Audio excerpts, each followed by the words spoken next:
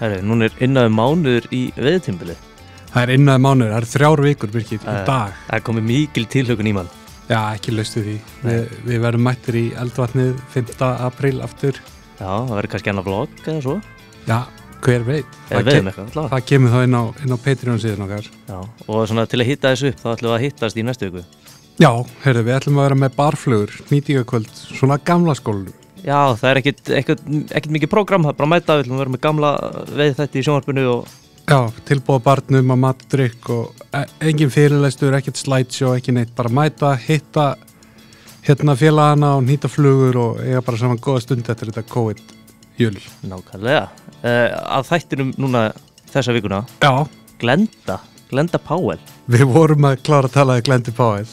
Sko, þvílíkur orkubolti, það var ótrúlega gaman að hlusta á hann á sögun hennar. Þetta alveg mögnuð kona sem á sér magnaða sögu og bara það að flytja á foreldrahúsum 17-18 ára og í Norður Írlandi fyrir 30 árum síðan, þeir sem þekkja söguna vita hvað var í gangi þar þá og bara sittst við bíl, keyrði til Skotlands með 2 ruslapoka fallaða fötum og leitt sér að vinnu í stangveiðibransanum. Þetta er hálfgalið. Þetta er fullgalið. En svona bara Glenda. Geggjutýpa og hún er búin að vera að vinna í veiðiheiminum bara síðan og orðið heimsmeistari í tvíenduköstum og hún fleira og vinnur í dag við að ferðast heiminn með veiðimenn og kenna köst. Já, hún ætlar að koma til Íslands í sumar. Herri, já, ég við hefum lengi lokað til að taka tvíenduköstum mín í gegn. Þegar ég fór til Argentínu komst ljósa að það eru stóru veikleikar í því og ég var að berjast þarna með einendunum mikið í vindinum. Þannig að ég hringdi bara í Glendu og hann Erik félagi minn hjá Störum og við fengum 11., 12., 13. og 14. júní í sójunni hjá þeim og ætlum að vera með námskeið með Glendu Powell þar.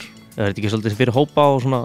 Bæði hópa og einstaklinga, þannig að bara endilega sendum við tölvupóst. Við erum með tölvupóstfangi mitt í lýsingunum þættinum og endilega gefið þessu gaum því að það fær ekki betri kennara hvort þeir á einenda eða tvíenda en Glendu Powell. Ég segi það, þetta verður gaman. Já, svo er það bara þeir sem standa með okkur, Birgir, í þessu alltaf daginn inn og út. Já, það er veiðifélagið, nótunum 17. Veiðifélagið, nótunum 17. Gunni og Doddi, þeir eru orðnir spenntir í sumrinu. Vörurnar svona fara tikk inn að einhverju viti. Það er alltaf gott að kíkja til þeirra og fá sér kaffi og spjalla við þá félagana. Ég segi það, skoða, ef ekki ennþá búin að fara að skoða lokkvöðlunar, þá mæli ég með að fara að skoða þetta er cool stuff. Þetta er cool stuff. Þetta er svolítið dýrt, en þetta endist. Vonandi? Já, vonandi, jú. Þetta lúkar þvílít vel, ég er alveg þvílít ánægð með mínar og hlakka til að prófa þær í eldvatninu við svona þessar íslensku aðstæður eftir 3 vikur. Umvafinn túfti síðan undir. Að sjálfsögðu. Það er Eirbergin, þeir standa með okkur í Eirberg og það er náttúrulega bara eitt af þessum föstu liðum hjá mér bara síðan 2015, það er túfti síðan að hústið samfæri með þetta upp í Haukadalsá og þetta er bara eitthvað sem ég skil ekki við mig. Nei. Fastu partur af mínum sjópoka og flakkinu landið á sumrin. Nákvæmlega, það er ekki bara vind okkur í þáttinn. Heyrðu, bara brace yourselves, Glenda Powell er svakaleg sko. So Glenda, thank you for taking the time to come to Hilmarin, our little podcast here about fly fishing in Iceland. Thanks, well, I'm delighted to be here. It's really nice to hear your voice again. Same. How is spring fishing starting in Ireland? Yeah, it's not going too badly at all. Our spring fish is not the most important run of salmon here in Ireland. But we are starting to catch some nice fish. But really our fishing on the Blackwater doesn't really start fishing until around April, May time. Mm-hmm. But it's nice to go out and to practice and, just to get to the fresh air. You can see I'm already a little bit burnt from being in the river for the last couple of weeks with the wind and the rain. But it's just nice to be back fishing again. I think everyone just agrees. I mean, we start really early in Ireland compared to yourself, of course, in Iceland. Yeah, we're everything is covered in snow here in Reykjavik still, and we're going to start in 3 weeks' time. And yeah, I'm getting a little bit nervous about my first days of fishing, but hopefully it will all come together. It's really funny because in Ireland we don't have snow, or very rarely do we get any snow at all. And And it's really funny because today is not a very nice day. We have a lot of rain and high winds, but we have been fishing with like t-shirts on up until now, you know, and beginning of February was such a lovely day. I think we had about 10 degrees Celsius and the sun was shining, and and Iceland's not very far away from Ireland, as you know, when you get on the flight, but it's just amazing how just a little bit further north and there you have the snow and we don't have any at all. Yeah, I mean, I'm praying for those 10-degree days here to come, and we can have some lovely weather in our spring sea trout fishing. Yes. So, Glenda, tell me a little bit about how you got into fly fishing and how it all started for you.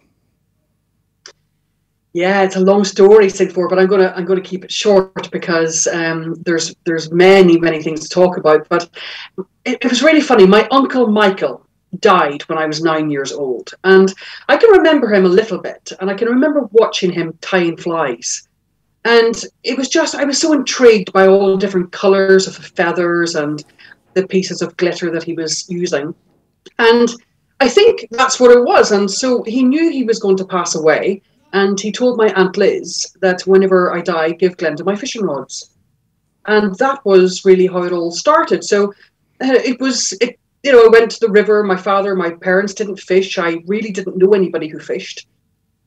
I spent the first 6 months, Sigford, I didn't catch a thing, like absolutely nothing. You have to and then I caught a fish so big that I can remember coming home. I used to go fishing before school, and this fish was huge. Okay, so it was so large. Its head hung over one side of the saucer, and its tail hung over the other side of the saucer. So the fish was probably about this size.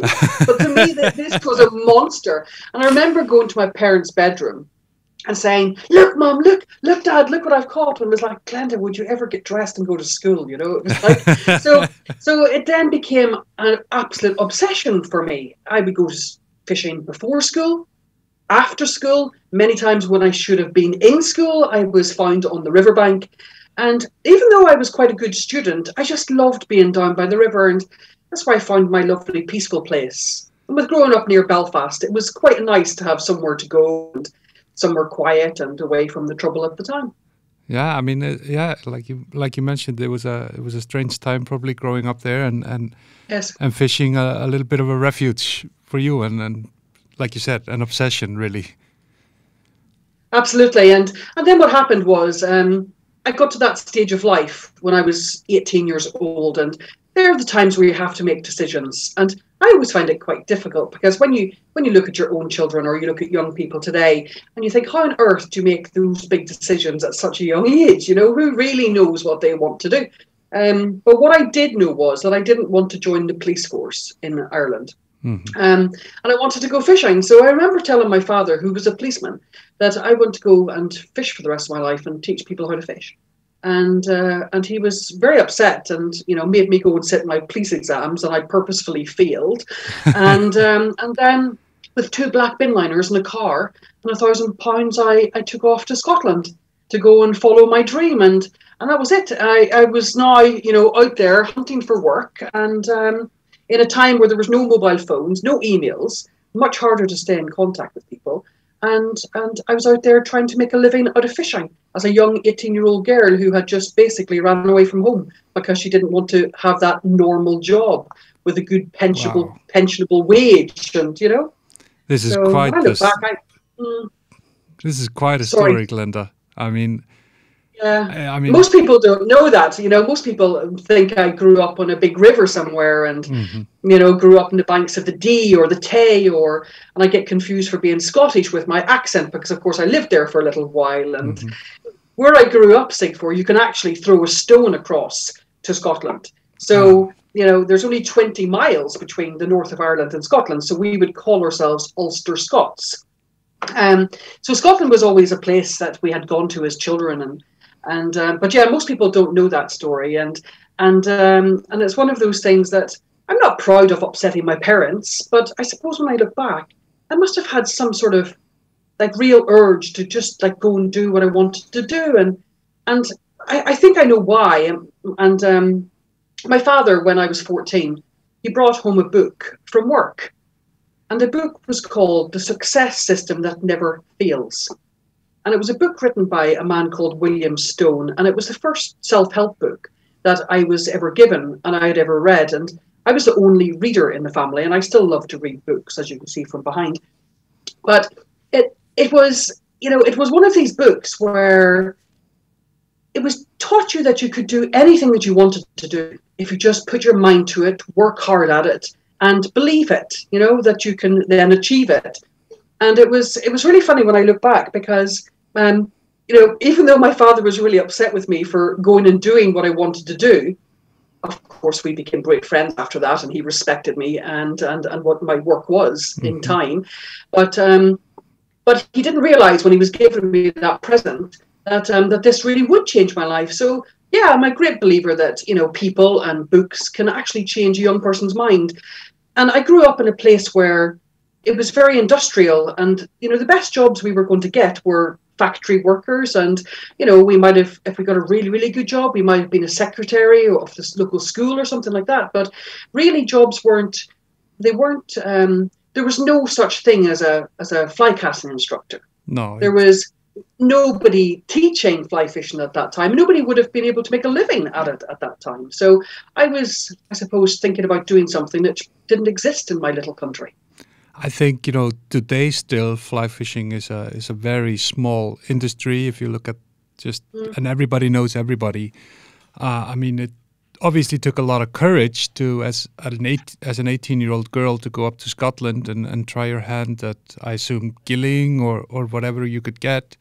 How did it go? I mean, it's a lot of, you know, this industry even here in Iceland is a lot like, you know, oh, I'm the son of this, who was this, and all of that. But you just showed up with two bin liners, like you said. It didn't go very well at all, Sigford, because when I got there, I realised that I needed to find work. So I arrived in a little place called Ayr, and I asked the lady in the bed and breakfast where the most jobs were going in Scotland at that time.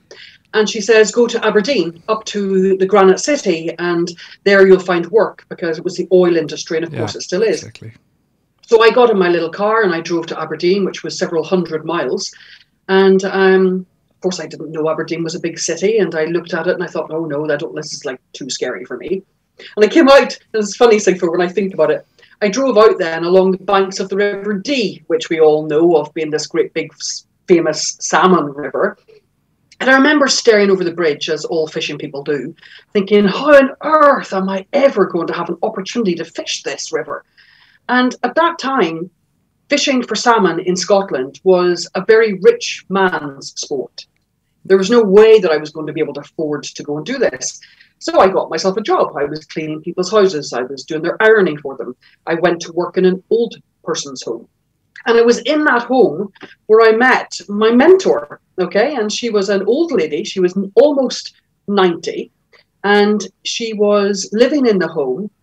Her mind was perfectly fine and healthy.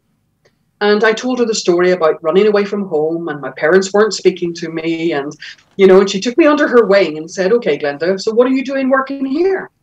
I said, well, Mrs. Chidsey, I need to pay the rent and, you know, put fuel in the car. And she said, but Glenda, you told your parents you're going to go fishing for the rest of your life. And she was, every day I went in, and she was like, I tried to avoid her, Sigford, because she kept following me around going, are you still here? What are you still doing here? You told your parents you're going fishing. So she really was the driver to get out and find something, you know. And the very first thing I did find in the Trout and Salmon magazine, you must know it. I mean, it's that iconic British magazine. And so I was reading an article, and it was looking for women to go and see if they could qualify to fish for the Scottish team, so that we could have what they call the home internationals, England, Ireland, Scotland and Wales. So I went off and I went and qualified. I think I was the youngest person ever to qualify for one of the international teams. Is this casting or is it fishing or? This is fishing. No, this was fishing. This was catching fish. So this wasn't casting distance or anything to do with casting. This was about catching fish. So when I got this, I went back to Mrs. Chidsey, and she was saying, okay, Glenda, that's fantastic. Now look what you've got. See, go and find yourself a job there. And I go, Mrs. Chidsey, there's no jobs on that river. They're all taken by the sons of the gillies before them. And this is usually how things went. But anyway, I did find a break, because I knew that there was a gentleman called Stuart Spence, who's a very well-known guy in Scotland, helps with the Atlantic Salmon Trust a lot. And I knew that there was a guy who owned a hotel, the only 5-star hotel in Aberdeen at that time. And he also owned part of the River Dee. And when I qualified to fish for Scotland, unfortunately, I didn't have the money to go and fish for Scotland. So I needed sponsorship. So I went along and knocked at the door of Mr. Spence, and he saw me and he says, well, what would you like to talk about? And I said, well, I'd like to talk about fishing. I said, I've just qualified to fish for Scotland, and I don't have the money to go. I'm wondering if you'd sponsor me, and if you do, I can, help around the hotel and return, or do, whatever is necessary. And he goes, well, yeah, I will sponsor you. And he says, and you can help teach my wife and children how to fish and take some of my clients onto the Dee. And I went, yes, I've just died and gone to heaven. This was my first little break, And I'll never forget him. He was absolutely wonderful. Between him and Mrs. Chidsey, they helped me a lot when I was in Scotland. But no, I wasn't doing any casting. I was teaching. I got my first qualifications to teach in Scotland through a group called SANA, which is the Scottish Anglers National Association. So I was really young, maybe 19 years old. I got my trout qualifications and I got my salmon qualifications. They were my first basic qualifications to teach fly fishing. And then I was winning a lot of competitions locally and earning a little bit of money with my little business called To Cast Fly business. And then my father took sick and I came home to Ireland, and that was the end of my Scottish days. But I go every year back to Scotland, and I run many courses there, but I've never lived there again. This is a very inspirational story, Glenda, and I can only assume, there are not many women in the fishing industry today. I can only assume how it was 30 years ago when you were doing this, or 25 or 30 years. There wasn't, because if you think about it, I was a lot younger. I was only 18, 19, 20 years old when I lived in Scotland. I'd arrive into the Marcliffe Hotel at Pitfoggles, the hotel that was owned by Stuart, to collect my clients to take them to the river. And of course, they were going, well, where's our gilly? And I go, well, I'm your gilly for today. And it was so funny when I look back and, they go, well, do you know where the river is? And I go, yeah, I know where the river is, And then I used to see it, and I thought, well, I'm not sure. Maybe you can help me find it. It just went like that for a few years, until, I don't know. I suppose whenever I became a world champion a little bit later on, and I got some major qualifications to teach, then I didn't really have to continue to prove myself, But for a very long time, I was, the kid on the block, the woman kid on the block. And some people were very, very accepting. People just weren't. And that's okay, because, I just lived a life of getting knocked down, get back up, get knocked down, get back up, try something new. And, like you look at the last pandemic for all of us in our business, it was absolutely horrendous. But, you get knocked down, you get back up. And, through a life of doing that, you just go, okay, well, here we go. Another catastrophe. What's next, That's amazing, Glenda. And I hope we see more young girls come into our industry. Well, we are seeing them, and we are, and it's fabulous, because when I get back from Patagonia in a few weeks, I leave. I don't know if you know that I go away on Thursday, so I go in 2 days to Patagonia and down to fish for sea trout, or what they call sea run brown trout, and. So when I get back from there, we're going to the EWF, which is a major show in Germany. And I'll be demonstrating fly casting there, and we'll have our stand advertising our Fish, Live, Learn newsletter and what we do here in Ireland and the different trips that I do. But the reason why I'm telling you this is because I think there's going to be a whole bunch of women there this year. Not only just being there, but actually getting the guts to stand up and go and cast at this event, because it's one of those things that I see a lot of women who are very, very good at what they do, but very, very nervous to go and stand up and cast with the microphone on in front of other people. And it's sad, because I think they're missing out on something, and I think the world is missing out on something because of it. We've experienced a little bit, because obviously, you know, fishing being a very male-dominated space, most of our listeners are male, and most of the people we talk to are male. But when we do talk to women, they're a little bit maybe passive towards actually putting themselves out there and doing an interview on our show. Okay. So I hope. You see, I suppose for me, how old am I? I'm 47 last week, and I've just lived this whole life of 30 years of just being in this industry, and like that, most of my clients are also male, and I've just got so used to it, you know. It doesn't even faze me anymore. I don't even think about it, you know. I just go for it. And I remember the first demonstration I did. Oh my goodness, this was a horrendous story. I was probably about 30. And I'd done little mini casting demonstrations, you know, for clubs and this type of thing. But I remember somebody asked me to do something major. I think it was on the River Tweed in Scotland. I think I just became world champion, and Owen Fairgreaves asked me, Glenda, will you come to the Tweed Fair and will you do casting demonstrations? And I remember thinking, yeah, that's a great idea. And you get there and you put your microphone on, you're thinking, ugh! You know, and I can see why people find it really difficult, because, you know, you get all of the feelings about, oh my goodness, people are watching me. What happens if I faint? What happens if I make an idiot of myself? But, you know, I've just kept going. And yeah, every now and again, I've had those little feelings of fear. And in fact, I've done hundreds of casting demonstrations all over the world at this stage with a microphone on my head. And every single time when I put the microphone on, just before I go and do my demo, I get a funny tummy, you know, and I get all of this dry throat thing going on, and I just realize, okay, Glenda, yes, it's good. It's keeping you alert. You're not going to faint. That little bit of adrenaline is good. Go for it, you know. And after the first sentence, usually I'm off and, you know, we're doing whatever we're doing and everything's fine. But I can see how difficult it is for women to do it. But I would really encourage them to stick a mic on and get up there and just go for it. Because, you know what? People don't think that, you know, it's the ones who do it that I admire, is maybe what I'm trying to say. Exactly. It's the ones who get up. And it doesn't matter if you make a mistake. It doesn't matter if you falter with your words. It doesn't matter if you make a bad cast. We all make bad casts. You know, not every cast has to be good. And I think it's very powerful for the younger women coming along to be able to give them a few role models in this. Yeah, business, you know? definitely are one of them, and more and more. Yeah, we see fantastic women fly fishermen popping up all over. But we are not talking to you because you're a woman, Glenda. We're talking to you because you are great at what you do in general.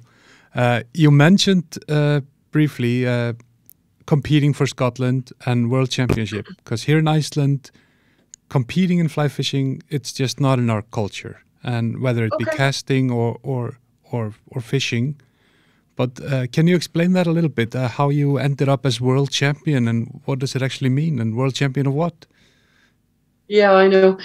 Okay, so I must admit that I'm not a competitor when it comes to fly fishing. Yeah, I'm really competitive in life, and I like to be good at everything I do, or at least try to be. But I'm not a competitor when it comes to fishing. I did it as a means to an end. And to be honest, because I was a female in this industry, there was a lot of proving myself at a time. And I think it was necessary to do what I did. So I was fishing for Scotland, and that was about catching fish in a team. And how many fish does the team catch? What it does then is whatever team catches the most fish over a few days is the team that wins. That was a bit of fun, because at least you were fishing, you know. But the last competition that I did, which was the first major competition that I had done, was gave me world champion status at that point.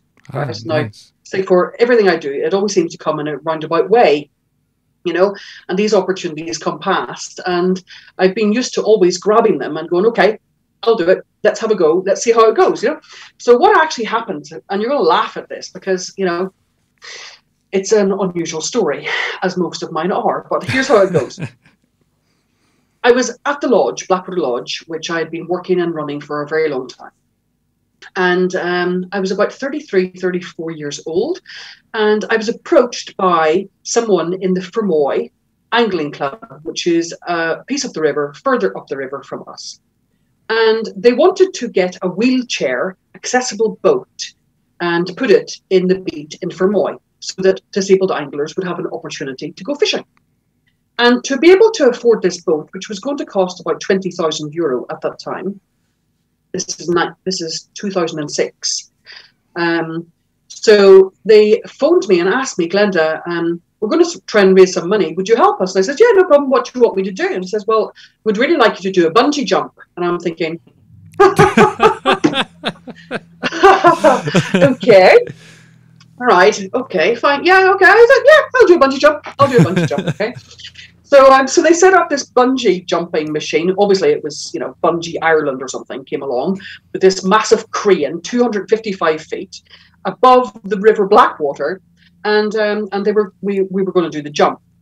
But we had like 2 or 3 weeks before this was happening, and of course, to be able to get the €20,000 that we needed, we had to get sponsorship. And me being me, I thought, well, if I'm actually going to die, then I might as well die for a lot of money, right? So I'm not, 50 quid sponsorship is not going to cut it for me, right? I need at least thousands on my sponsorship card if I'm going to die doing this, right? So I set out to get, and I don't know what we raised, but we raised a lot of money. I think it was probably something about €10,000 for me to do this job.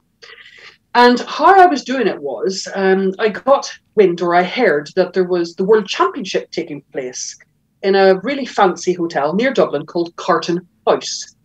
And this was a World Championship of casting distance and accuracy and this type of event. It wasn't catching fish. Mm-hmm. And there's many, many people in this world, Sigfor, who spend their lives training for this. Yeah. So, I phoned them and said, listen, how much will you pay me to wear your t-shirt to advertise your event while I'm doing my bungee jump? I thought that was a brilliant idea. And they said, okay, Glenda, so yeah, we'll give you some money towards it. That's no problem. But why are you not competing?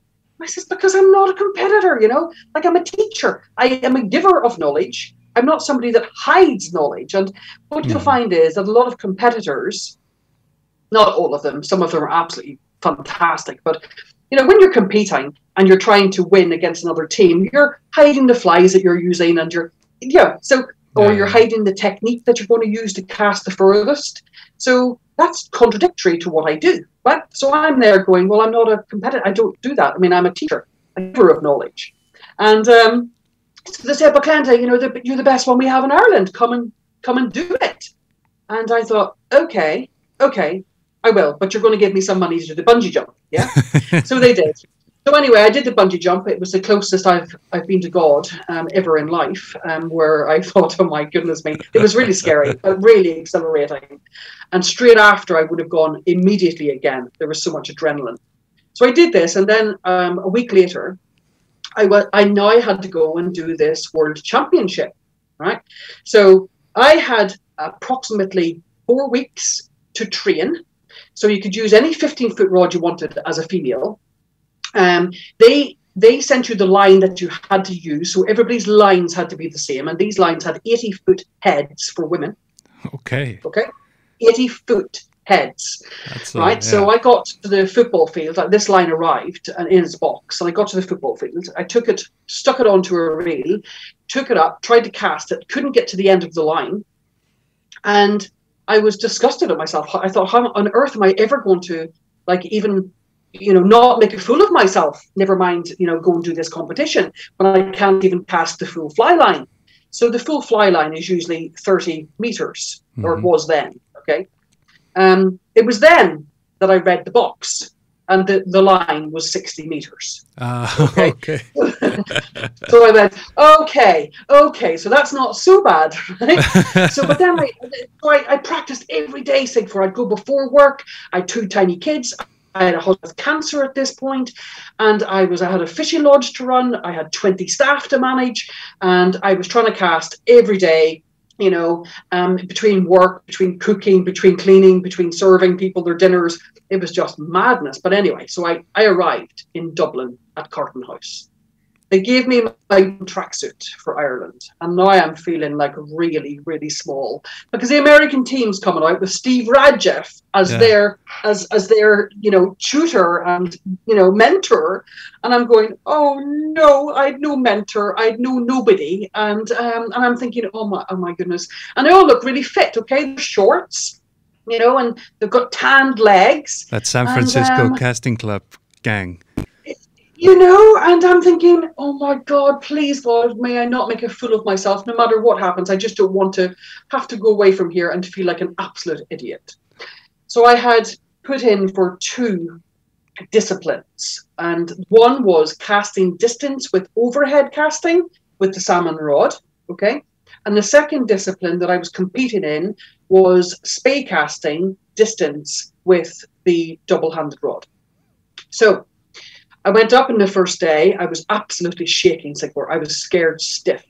The boots that I was wearing, the line kept hooking around them. I'm on a platform, and the line kept hooking around my boots. So now I am standing here in my bare feet, okay, competing. Right? Good touch. So anyway, and so I cast out, and I think, okay, well, that's the best I can do, and I came off that one, and I can't believe it. I won that competition. I became world champion overhead salmon distance for ladies, and I won the competition by 10 meters. Was my nearest competitor. Okay, that's a landslide victory. Yeah, so it was 43 meters into a very strong headwind. Oh, that's nice. So the next day, I stand on my top of my podium, and I get my certificates and things, and then the next day I go to do the spey casting one, and I'm thinking, okay, well we'll give it a go. So I'm doing the spey casting one, and I didn't realize until I stood on the platform that there was a 40-degree angle change. So I had been practicing going straight back down, okay? But of course I didn't realize that you had to change direction at a 45-degree angle, which of course makes sense when you think about it, because a spey cast is a jumped up roll cast that enables you to change direction, right? But it was only when I was doing the competition did I realize I had to go from here to here. So I hadn't practiced it. So I lost this competition. I came second by 3 centimeters. 3 centimeters. Okay. 3 centimeters. And all of this is measured by laser beam, right? You have people out into this purposely built pond. You're on a platform, and it's all measured by laser beam from your platform to where your wool lands. And I thought, okay. I was disgusted at failing, right? But coming in second. At least I hadn't made an absolute idiot of myself. So I thought, right, been there, done that. That was the end of my competing days, and that was it. Okay, yes, it was great because Owen Fairgreaves asked me to come along and do my demonstrations in Scotland, and yeah, of course that name has taken me all over the world since I did this competition. But it really was the last distance competition that I've ever done, because I'm a teacher. That's what I do. I love people. I love communicating with people. And I just love getting somebody just to move that little bit further forwards to where they are, from where they are. And I get so much joy out of seeing somebody realizing that casting's not that difficult if they actually understand how to do it. Well, which brings us to one of the key points of this interview. You're going to bring that passion for teaching people how to cast to Iceland next June. And we're going to bring some people. How fantastic. Yeah, I mean, how fantastic, Sigfur. When we talked about this, I thought, because of course I've been to Iceland. I met you in Iceland, and you've been to Ireland to fish with us. And I just thought, of course I'd love to go to Iceland and teach people how to use a double-handed rod and the switch rod and single-handed rods, if that's what we're doing. I mean, why not? It's such a great opportunity for all of us. I thought of this. I mean, like, you're going to Rio Gallegos in a couple of days. Me just coming back. I mean, for us Icelanders, double hand casting especially is a weak point in our game. We have, most of our rivers are smaller, and even if we're fishing in a bigger river, we seldom give ourselves the time to properly learn how to cast. We have had the luxury of having so much fish that we're always focused on just catching the next fish. Yeah, I understand. So I was really, made to face myself where my double hand cast really was in the wind in Patagonia. And I just, I have to call Glenda and do something about this. But isn't it a great playground? I think that, when I first went to Patagonia in 2010, I can remember, standing with my coat wide open and putting my full body weight into the wind, and it would hold me up. I just could not believe.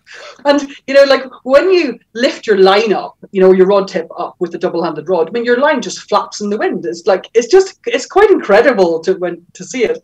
And the first day I thought, what on earth are we going to do? But I love the whole,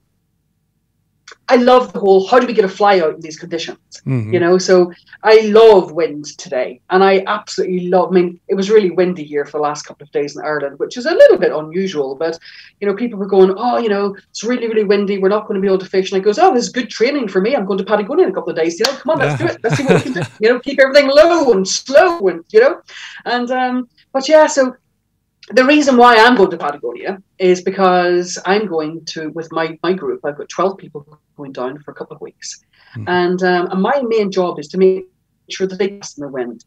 And that's what gives me pleasure because, of course, I have the experience with going there and doing this. And, to help them enjoy themselves a little bit better by giving them a few tips. And that's why I'm coming to Iceland, to try and help people enjoy their fishing a little bit better because they might need a few tips on casting, and that's really what it's all about. We certainly do, and we power through with our single hands, and we certainly have wind here too, flying all directions. Yes. But when you get into the rhythm of double hand fishing, it's so much less effort in tough conditions, and it's really just enjoyable on its own. Yeah. But it's so easy, Sigford. I love the single-handed rod, and I get great pleasure out of using it also. But I find that the double-handed rod is just such an ease. And when people get a little bit older, I think the double-handed rod is much, much easier for them to use. And it's something that certainly I would be advocating when people are getting, into their older years where their joints are not as good as what they were. Or if you have, a small lady or teenagers, the double-handed rods really come into their own, in these situations also. But I don't think double-handed is difficult at all, really, to learn. In fact, to be honest, I'm going to be honest, I actually teach a lot of double-handed casting and a bit of single-handed casting as well, quite a lot too. But I think the double-handed rod is much, much easier to learn than single-handed fishing, really. But just because it says double doesn't mean it's going to be doubly as difficult. No, definitely not. So people always get scared by double-handed and double spay, and Glenda can't even do a single spay, never mind a double spay. And I think don't worry about it. If you can understand what you need to do, then the people are able to do it. I feel with myself, being quite used to and comfortable with a single hand rod. I try to take too much of what I know about single-hand casting into my double-hand casting. I use too much force and all of that. Yeah. It's one of those things as well, Sigford. I think the reason why I've been successful in what I do is because I got rid of all of the jargon that teachers use. So I don't talk about straight line paths of rod tips or, really angles or, I try because I think to myself, my goodness, I don't understand that at all. Like a double spay to me is over the rainbow, cut the trees, climb the banana, flick them out of the stick. And once you understand what a rainbow is, what the banana is, what the cutting the trees mean, then you take this through every cast and you can just... It's much more easy to memorize what you're supposed to be doing, And if you can visualize something, and if you know where you're going wrong, then of course you can fix it yourself. And that's the process that I use when I teach, as you know, because of course you've been with me in Ireland. It's making sure that people understand what they should be trying to do and understanding where the problems and the faults come in. Because there's no point in me being there with him and trying to explain that we do this, we do this, we do this, if I don't tell them why and what happens if you don't, then as soon as I walk away, they can't do it anymore, you know? Mm-hmm. So I need them to be self-sufficient, you know, when I'm not there, you know? They're still going to hear my little voice in their ear going, no, up the banana, you know, paint the ceiling, flick the mud of the stick, you know?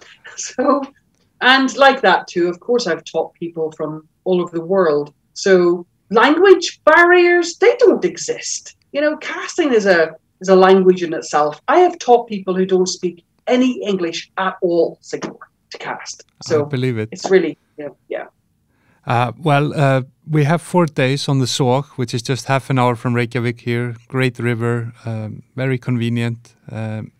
So for people that are interested, whether you're a beginner or you've fished with a double hand all your life and you just like some pointers, please contact me, and there's the info in the bio under the episode here.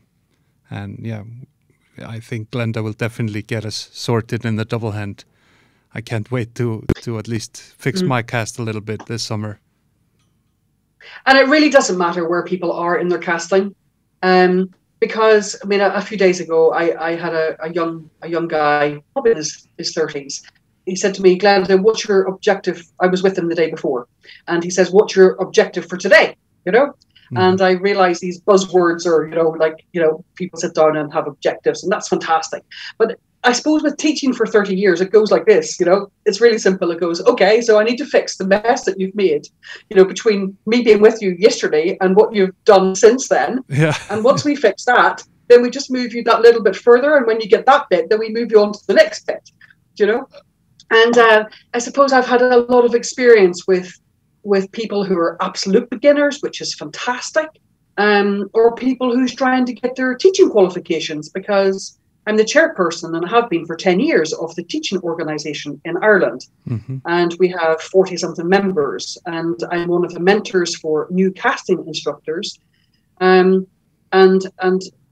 also one of the examiners. So it's great because my work is so varied. I never get bored doing what I do, because, you know, if you're a beginner, yes, there's kind of a set of things that you need to know, and if you're an improver, then maybe it's just a few tweaks. And if you're somebody who's really, really good, then having somebody to look at you, even for half an hour, can really give you maybe just one tip that can actually help, you know. And I do the same thing when I go somewhere. I'll have Ian Gordon look at me, or somebody else have a quick look at me, and you know, and we can always learn. We never stop learning. And I think that's what the most important thing is for anybody in fishing. We just get to that new plateau, you know? Yeah. It's like climbing that mountain where you think you got to the top, you have not. And the more you know, you realize that there's so much more that to be explored. You never stop learning in this sport of ours. It's an endless journey. And then after the Sog, we are actually going fishing together on the Blanda. I know, I can't wait for that either. I can't wait for it all. I mean, I just get so excited. I'm like a kid. I love traveling, Singapore. I just love meeting people. I love different nationalities. I love different foods. I just love, you know, I just love rivers and seeing different places. I feel like a kid. I can't wait to come. Good to throw that in. We still have one opening on the Blanda group from the 15th to the 17th. So if there's somebody listening, 15th to 17th of June, that is, if somebody's listening, please get in touch. And you're going to be doing a little bit of sort of giving people pointers in between fishing on their casting, and I'm going to do a little bit of guiding, helping people out to find that big spring chromer, because that's when our first runs are coming here, middle of June. Wow. Yeah, we have nice fish at that time of the year as well. But yeah, of course, we're catching fish like today, and it's only March. So yeah, listen, it's great. I mean, if somebody wants to come along to that, that would be great to have that course. It's only one space left, so we're almost full. Yeah. But the rest of the days as well, you know, it doesn't, you know, we're taking groups, we're taking individuals, you know, so just get in touch with Sigfor and he'll get you booked in.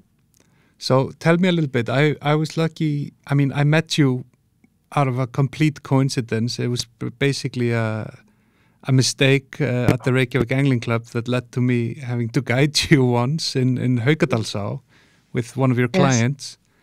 And then I ended up coming to Ireland and fished with you, and we had a little seminar on Icelandic salmon fishing techniques. And What can you tell me a little bit about your home water, the Blackwater? It's a beautiful river, and can you give a little bit of perspective on where it was when you first got there and where it is today and how you see things kind of going? Because we're getting a little bit nervous here in Iceland with our salmon rivers being digressing. Yeah, I know, Sigþór, and there's no Atlantic salmon river, I think, that is improving in their stocks. Good point. So, but yeah, so the River Blackwater is in the southeast of Ireland. We call it the sunny southeast. The weather and the climate here is really, really nice. Sometimes the weather's a little bit too nice for our salmon. As you well know, they like cold water temperatures. And sometimes it gets a little bit too hot here in the summertime. But this is just a recent thing. So I have been here for 25 years. I came to write an article for a magazine on fishing article and stayed. And like that, Sigþór, I always think that these things have just come along. And what you said by mistake, I think that's just an opportunity. You know, how we met was a mistake, or came out of a mistake.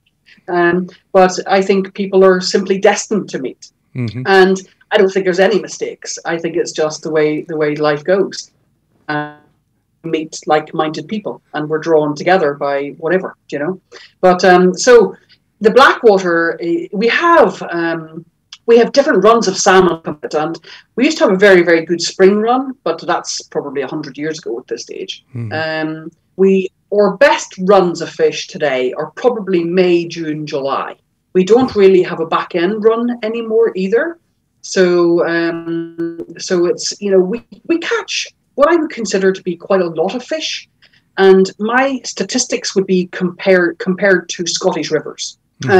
Scottish rivers have the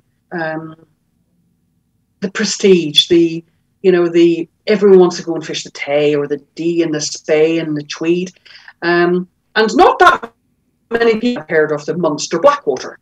But I know we catch as many fish really as any of those big four rivers in Scotland. It is different. We didn't have the same system that they have, so we don't have, you know, the big fancy huts and the fast flowing gravel beds and, you know, the shingle beaches that go into the Scottish rivers. Or rivers are not like that. And like you in Iceland as well, where you have less trees than we have in Ireland. Our river is very much tree lined. We have a lot of vegetation.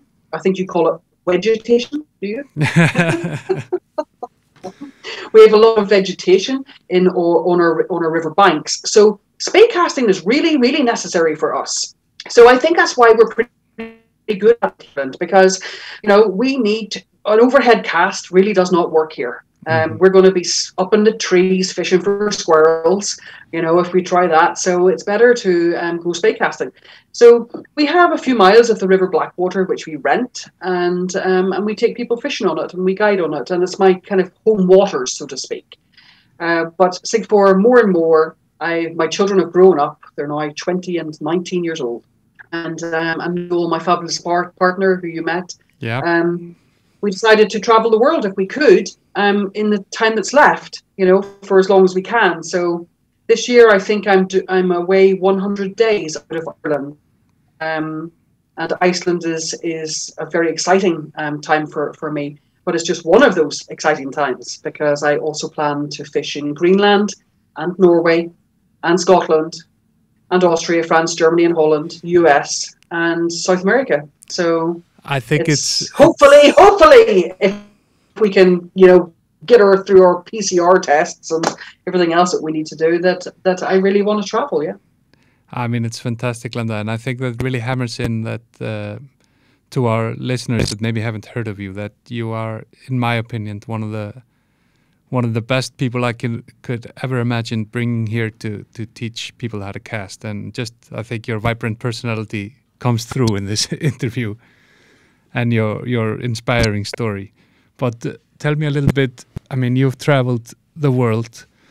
What's coming up for you this season? You're going to Rio Gallegos, the Las Putreras Lodge, in a couple of days. Yes. And how is it looking? What are you excited for this summer?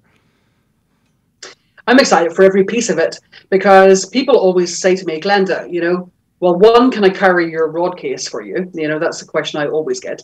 And the second one is that, you know, where's your favorite place? Everyone wants to know, where's your favorite place? And I wonder, can I show you now? It's not, it's outside. But when I was 14 years old, my father went to the dump or the skip, you know, to get rid of some rubbish. Yeah. And he came back. Quite often, he came back with more than what he went with. You know, so he came back with this big blue rod tube. Okay, so he didn't know that it was a rod tube at the time, but he thought it might be something to do with rods. So he brought it back. I was 14, remember? And he said, Glenda, I found this in the dump, and I think that you might find some use for it someday. Okay, so I know I have this great big 6-foot bazooka blue thing that my father found in the dump, you know, all those years ago. It's got stickers from every country all over it. But to answer your question on where we're going, I'm going to lots of places. But to answer my own question then as to where do I like to go fishing? Everywhere, because every single place I go is totally different to the next. You know, I can go and be really well looked after down in Las Buteras, and we can be taking our waders off and somebody's handing you a glass of wine. I mean, how bad? I mean, it's very luxurious. The food, I try not to eat because I don't fit into the airplane seats on the way home if I was to eat all of the food that they gave me. So I really have learned that I cannot eat what they're trying to feed me in Las Buteras. They feed you a lot, you know? There. And they do too much. I mean, you can't believe it. I was trying to explain to Noel, you know, who's coming with me this time for the first time, that you just cannot. It's not possible to eat it.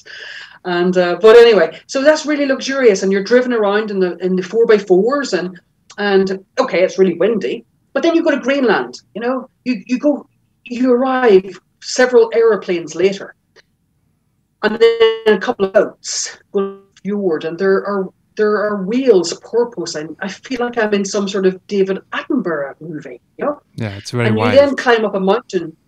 You climb up a mountain to get to this Kanga River Lodge, but there's no transport. You sleep in bunk beds. There's a couple of showers between the group that's there. You know, I'm running to the shower in the middle of the night, you know, maybe once or twice a week. And, you know, and then you march across the hills, mountains, for a few miles to get to the river, and you eat, you know, really quite basic food. So totally different experience, different experience. Wild, somewhere that your phone does not work, you know. You cannot get Wi-Fi. It's absolutely amazing. You're totally off the grid. The whole world could change and you would not know about it, you know. Scotland, you know, the history, the castles, the beats, the books that, you know, that you can read that belong to it, you know. And then you go to fish for grayling in Austria, and we're just back from Austria, in fact, because we went hooking fish for these great big big Danube salmon, they call them. Okay, we didn't catch one. I didn't expect to, because these things are harder to catch than Atlantic salmon, apparently. And our salmon don't feed at all, but they only feed once a month, so you know, it's kind of similar. So again, totally different flies, different techniques. And that's why I've always had an open mind. So when I came to Iceland, I met you and Hilmari. Thank you. You and Hemi were teaching us how to skate flies and hitching and this type of thing. I thought, you know something, this is going to work in Ireland. It's going to work, you know. So I thought, well, why can't I bring you both with me to Ireland and you come and teach this method? So that's what I've done all my life. I've tried to find a method that would work in my home rivers. And when I went to Canada and they fished with the bombers on the Miramichi, and of course all the guides just wanted me to catch a fish, and I'm doing that. Well, I don't really want to just catch a fish. I want to catch a fish in a bomber, you know. And I said, oh, but we want you to catch a fish. And I'm going, I know, but I've caught many fish. I just want to catch one fish on a bomber, you know, just one fish in a bomber, you know. So I spent the whole time fishing, and everybody else was catching fish, and I wasn't, because I was trying to catch mine on one particular method. So anyway, I did catch a fish in a bomber, and I was so proud of myself. And it was the first fish I'd ever caught. Of course, I brought them home to the Blackwater. And yeah, we have fish rising for the bombers. I've never actually caught one with it yet. I think our water temperature is maybe a little bit too cold, or I don't know what it is, but I keep trying these things and because it excites me. And it also gives me something to think about when our salmon are simply not taking.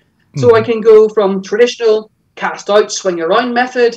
I can go hitching. I can go stripping little microflies. I can change my tactics all of the time. Keeps me interested, and it keeps my clients interested. You know, and every time you change something, you have a little bit more hope that maybe, this is going to work. This is definitely the one that's going to work. You know?